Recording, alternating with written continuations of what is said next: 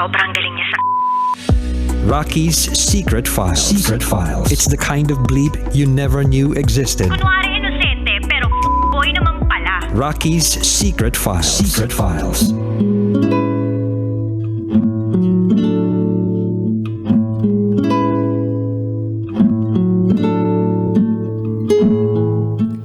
And we're back. Kasama niyo pa rin si DJ Raqi and this is... Ano nga pangalan ng secret passenger natin? Meron pa rin kasi nga akong hangover sa A1. James. That secret file was shared to us by James. Si James na itinaboy ng kanyang partner. Pinahahanap siya ng ibang makasasama o makakasama sa buhay pero hindi siya pumayag.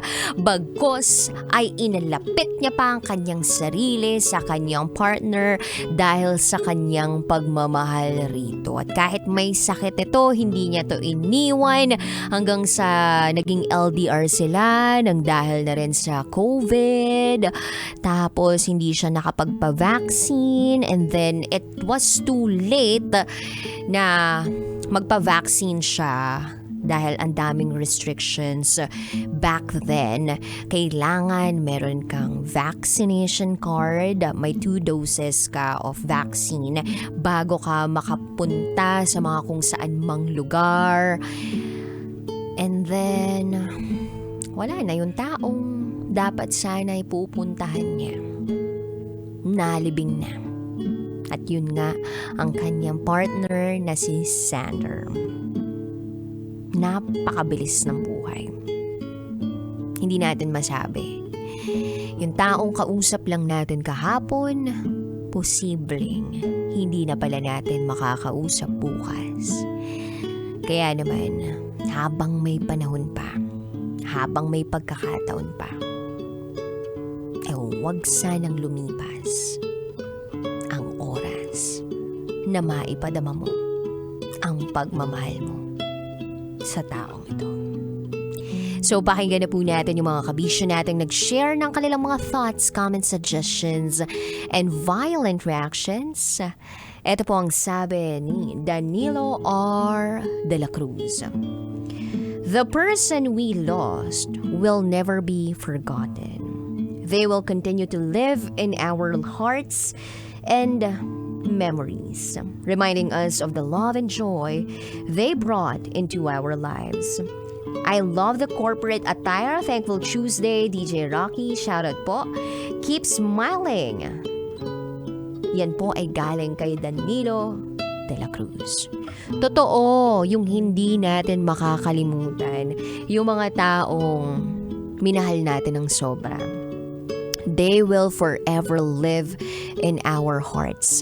Kahit gaano pa katagal na panahon ang lumipas. At kahit sino pa makasalamuhan natin sa buhay. Minsan nga, kahit may magawa lang yung ibang tao sa atin, it will bring us back to that memory of that person who's actually gone.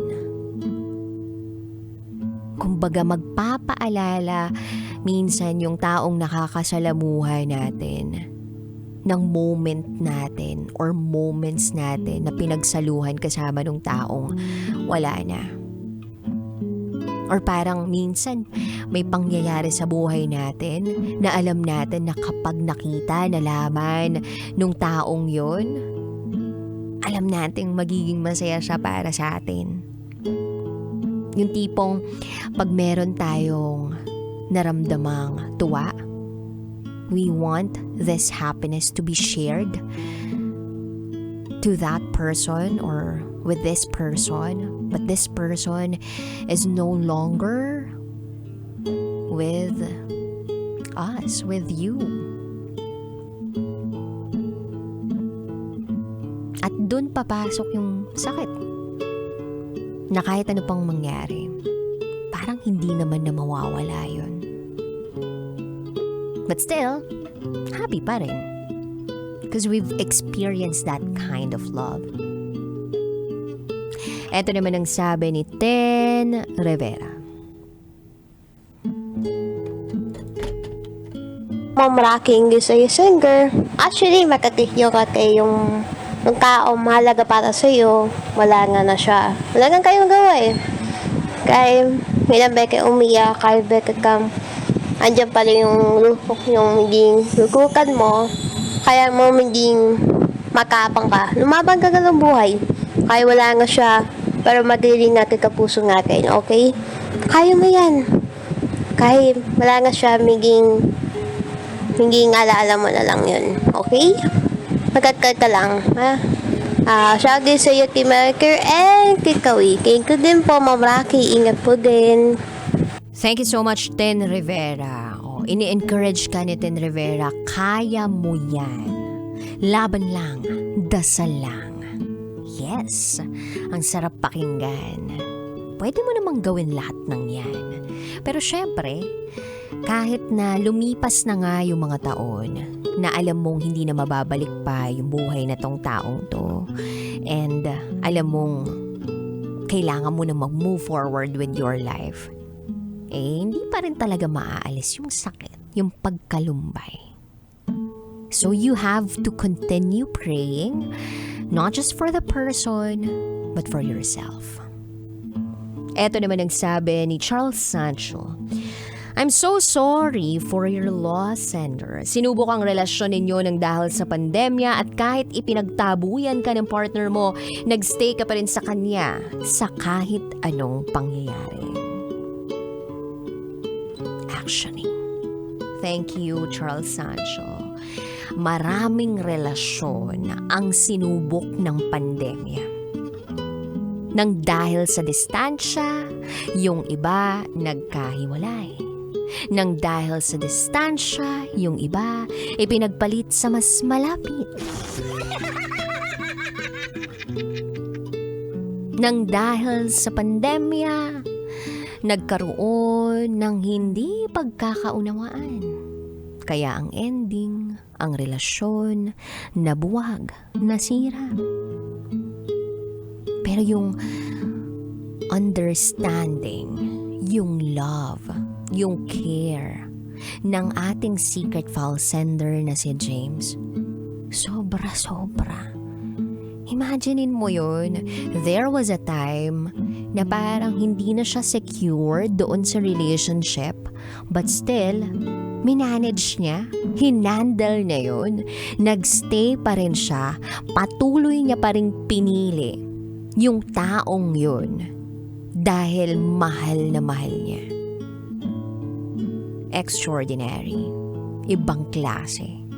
Imaginein mo itong secret file sender natin ganun magmahal. And kapag nagmamahal tayo, normally, marami tayong nadidiscover sa sarili natin. And I think yung ganung klaseng pagmamahal, that is a display of true strength. Huh? May English na ganun. Ang tawag dyan, pampalubag ng loob. Charot with harot.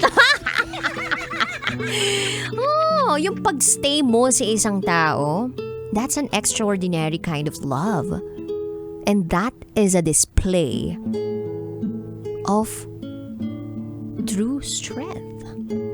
They say na kapag ganun ka raw magmahal na kahit pinagtatabuyan ka pa o ka na rather, tapos pinapahanap ka na ng iba, ang tanga-tanga mo kung mag-i-stay ka pa dun kasi nga hindi na mutual. But believe me when I say, there are some people in this world na sinasabi lang nila yun, ipinagtatabuyan ka lang through words, pero hindi talaga nila minimin. Ilang beses na sigurong nangyari yan sa atin. Yung tipong may sinabi tayo na isang linya, 2 linya o isang paragraph or whatever, siguro nag-secret file kayo dyan. Tayo. Pero, lahat ng yun, hindi naman natin minimin. I mean, yeah, at that specific time, pwedeng sabihin natin na, oo, yun talaga yung naramdaman mo, yun talaga yung gusto mo sanang mangyari. Pero nagmula yung mga sinabi mo na yun from fear, shame, or guilt. Hindi siya nanggaling sa isang taong nagmamahal at sinet aside yung takot, yung pangamba, yung guilt, yung shame.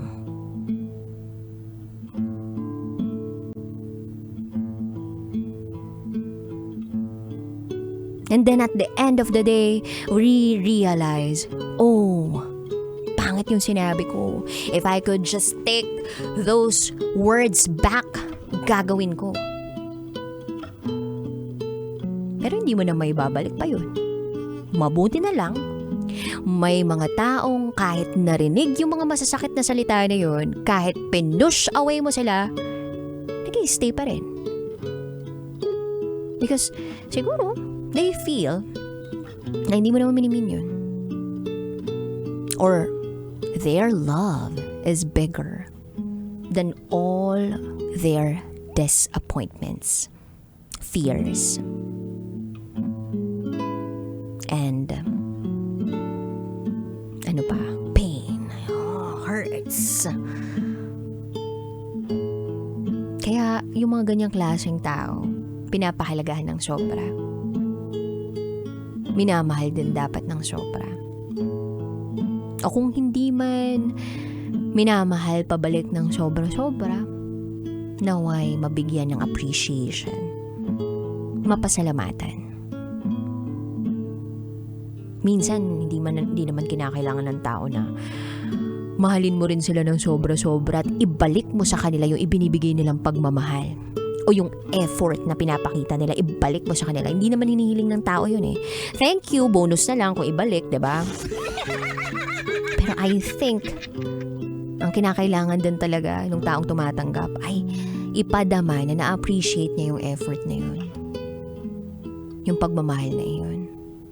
Yung napapahalagahan. So I think, naging two-way naman siya, yung secret file natin. I think and I believe na nagmahalan naman talaga sila ng totoo. This only goes to show na kahit ano pa ang sitwasyon ng dalawang taong nagmamahalan, pwede nyo pa ring maipadama sa isa't isa yung pagmamahal. Ang daming paraan eh. Through technology, through words, through actions, through touch, etc. etc. Send Gcash, actually pwede rin yan. Sa akin, try nyo, padaman yung pagmamahal nyo. Malapit na ako mag-birthday, 0917-814-9718. Yan po yung Gcash number ko. Wow! Hanap sa segue! Na, pero, kidding aside, Kabisyo, dahil paraan ngayon para maipadama yung pagmamahal. So, hanggat hindi pa huli ang lahat, hanggat meron ka pang panahon, hanggat nakakausap mo pa, sabihin mo na kung gaano mo kamahal tong taong to. Ipadama mo na kung gaano mo kamahal tong taong to. Dahil baka hindi na dumating yung bukas na masabi mo o maipadama mo na mahal mo tong taong to. Secret file sender James, maraming salamat sa iyong pag-share ng iyong secret file. Naway mabuhay ka hanggat gusto mo. At naway huwag kang matakot magmahal ng magmahal. Because you have so much love to give. And that kind of love is best shared with the person who deserves it. At sa mga kabisyo natin na gustong mag-share ng kanilang secrets, share it to me, rakitera@gmail.com. I gotta say, BRB as in bathroom break, you are so with me, DJ Raqi, and you are listening here sa Stasyong Feel Good, Feel Good, Feel Good. 90.7 Love Radio. This is James' Secret File.